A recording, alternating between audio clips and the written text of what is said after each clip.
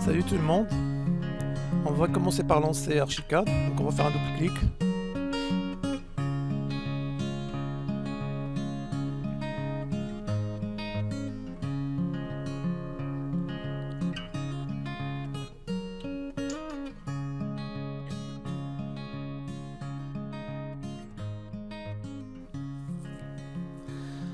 Bien sûr, au lancement du programme, la boîte de démarrage apparaît. C'est bien sûr la dernière fois vous avez coché la case ne peut pas afficher ce dialogue ne pas afficher ce dialogue la prochaine fois, donc vous n'allez pas voir cette boîte de démarrage et Archicad va se lancer automatiquement. Alors bien sûr, si vous avez la chance d'avoir cette boîte de dialogue cette fois-ci, vous allez mettre ici utiliser un modèle, et puisqu'on a modifié l'interface, puisqu'on a modifié notre environnement de travail en rajoutant certaines palettes comme la palette coordonnées, on va utiliser ici dernier profil utilisé. Donc on ne va pas commencer profil par défaut, mais on va utiliser dernier profil utilisé, nouveau. Si bien sûr vous avez coché la case ne pas utiliser de la prochaine fois, je vais vous montrer comment récupérer cette boîte de dialogue. Alors nouveau.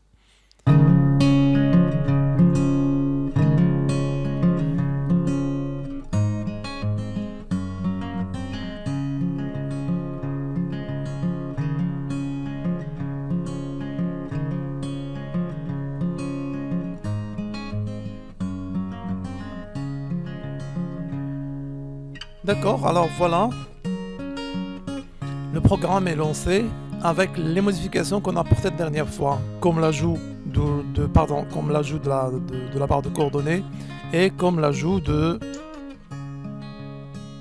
la palette zone de contrôle. Voilà, donc si bien sûr pour récupérer d'abord la boîte de démarrage, vous allez sur le menu fichier nouveau. Donc menu fichier nouveau. Bien sûr, si vous cliquez sur nouveau, vous allez avoir un nouveau fichier Archicad, mais bien sûr sans l'apparition de la boîte de démarrage. Pour afficher la boîte de démarrage, vous devez appuyer sur Alt. Donc en appuyant sur Alt, vous voyez ici la commande nouveau devient nouveau et redémarre tout. Alors nouveau comme raccourci clavier CTRL-N, donc soit que vous allez utiliser clavier CTRL-N. En appuyant sur Alt, le raccourci clavier c'est CTRL-Alt-N. Donc en appuyant sur Alt, nouveau et redémarrer tout. Donc vous cliquez sur nouveau et redémarrer tout. Vous allez redémarrer une fois le logiciel et la boîte de démarrage va apparaître.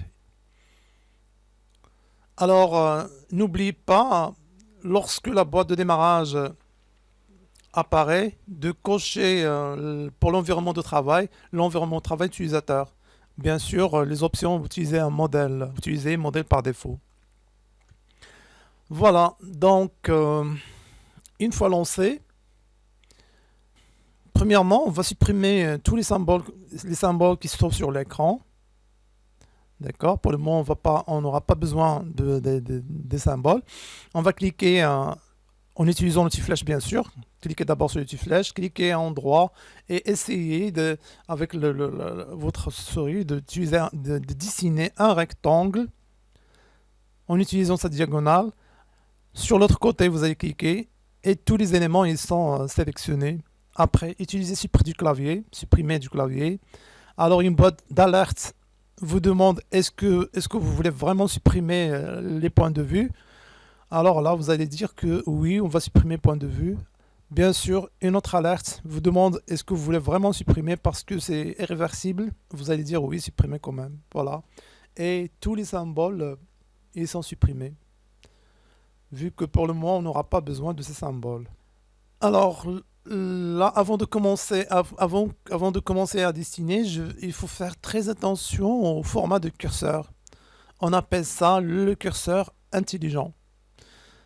Alors, il faut faire très attention au format que peut adopter le curseur intelligent dans différents emplacements et situations à l'intérieur du projet. Alors, le curseur Archicad, il prend plusieurs formes en dessinant, en éditant les éléments, à condition, bien sûr, qu'un outil autre que l'outil flèche soit sélectionné.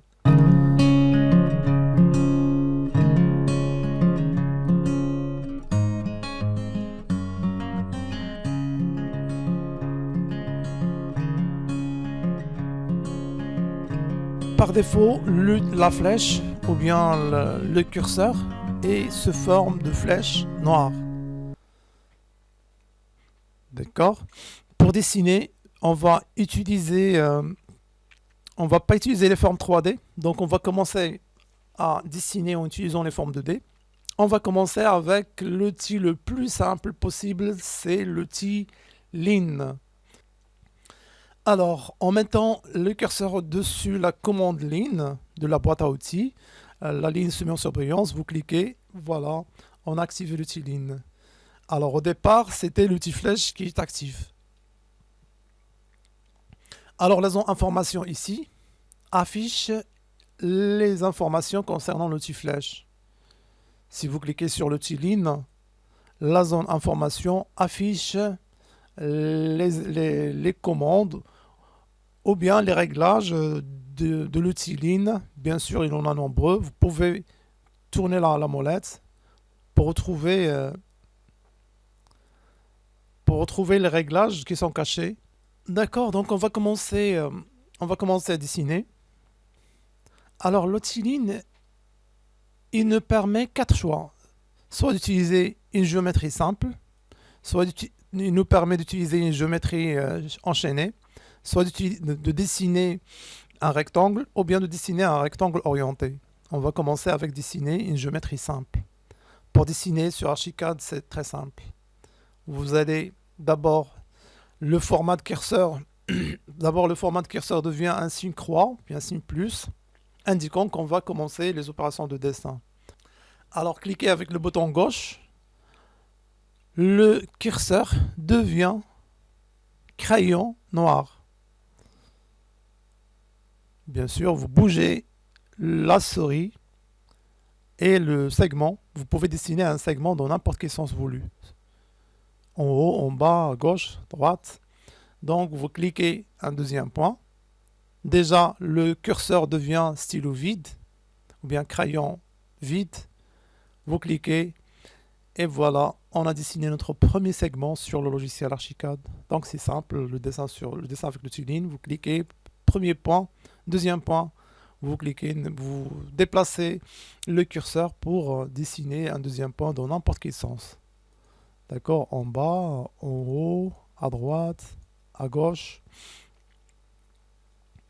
Donc c'est simple de dessiner un segment. Si vous voulez dessiner un segment horizontal ou bien vertical, vous allez cliquer sur le premier point. Vous allez décider dans quel sens vous voulez dessiner votre ligne. Restez appuyé sur Shift.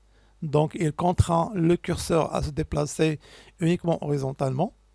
Dans notre cas, vous cliquez sur le deuxième point et voilà, le segment est horizontal. Pour un segment vertical, cliquez, orientez votre curseur vers le sens vertical, soit vers le haut, soit vers le bas. Et bien sûr, appuyez sur la touche Shift, restez appuyé, cliquez, relâchez la touche Shift.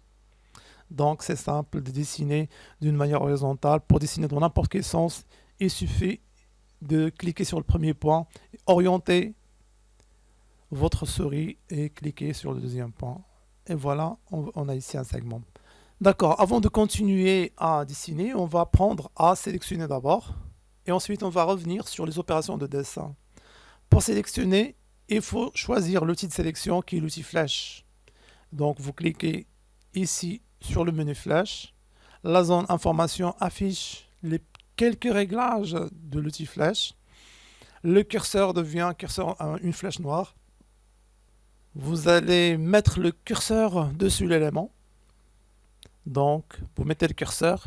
D'abord, le curseur se transforme d'une flèche à une hélice, à une flèche avec hélice. L'élément objet de sélection se met en surbrillance bleue.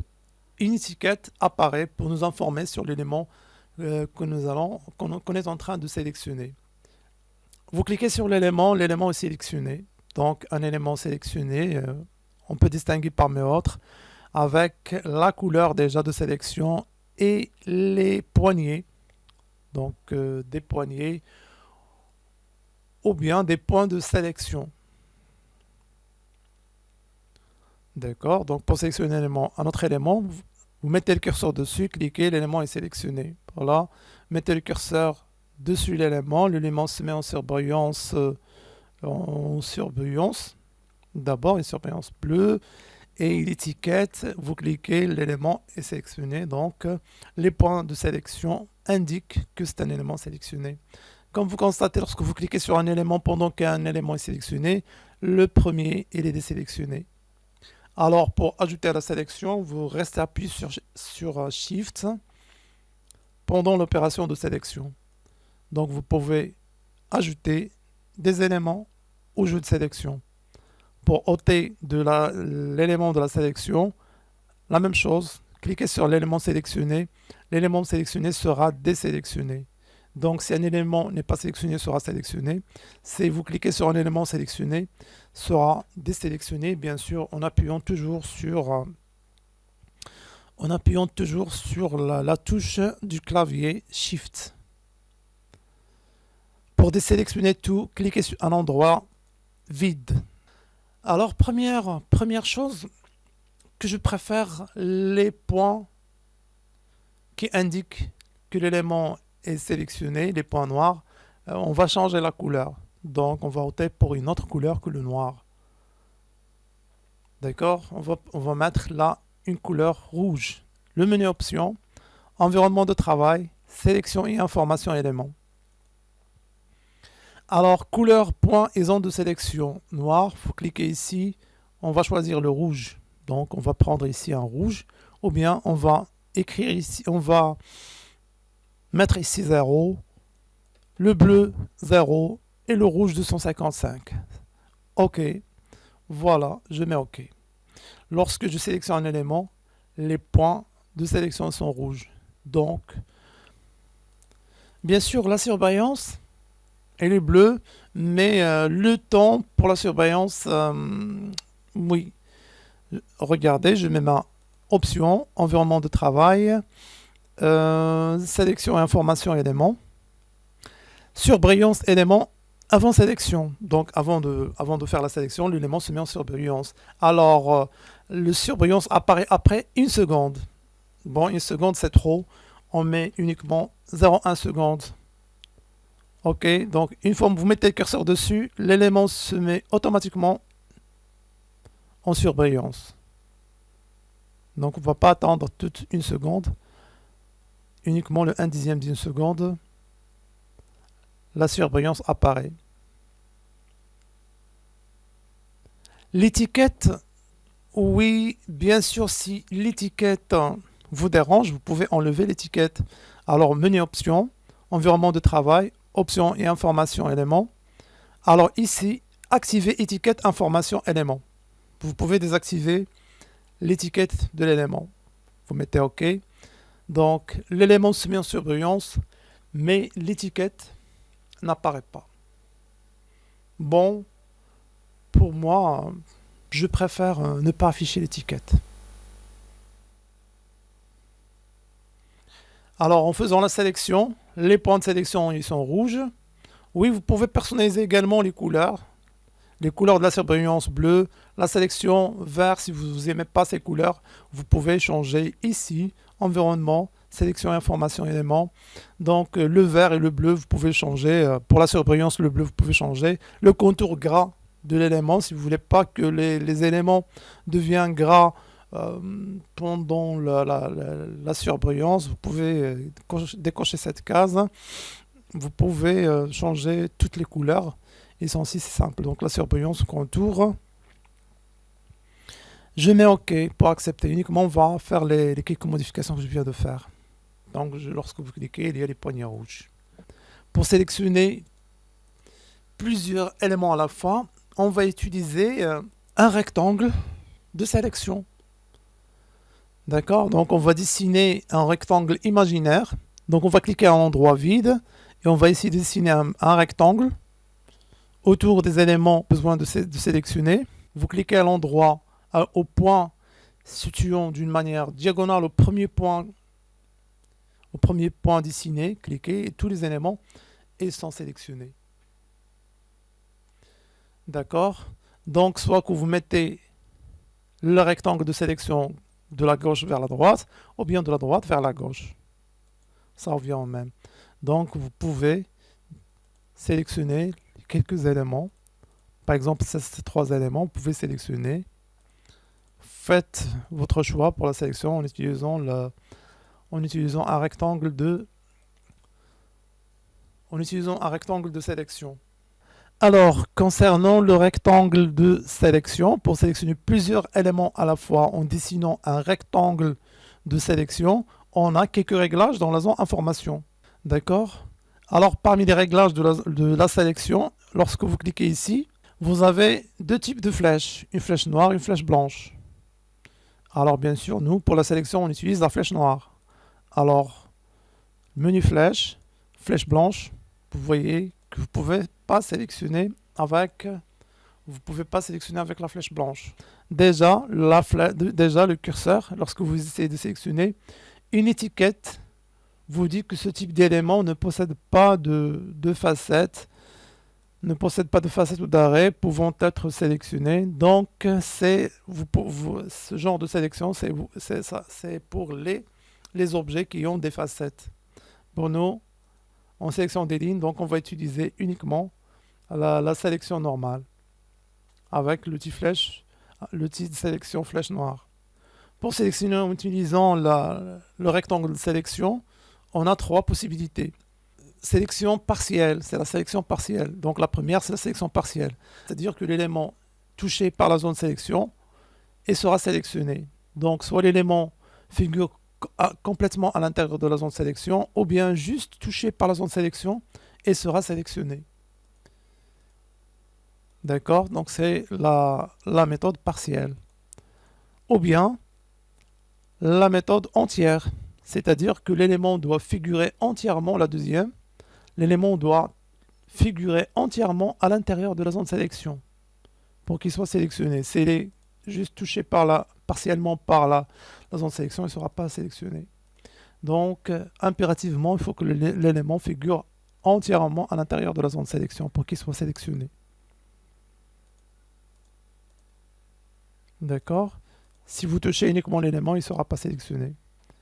Une autre chose, c'est la forme du rectangle de sélection. La bordure et les pointillés. Alors que la sélection partielle, la zone de sélection est pointillée. Troisième cas, il regroupe les deux cas. Donc, on appelle ça la sélection selon la direction. La direction du rectangle de sélection. Si vous dessinez un rectangle de gauche vers la droite, vous voyez également le contour du rectangle de sélection.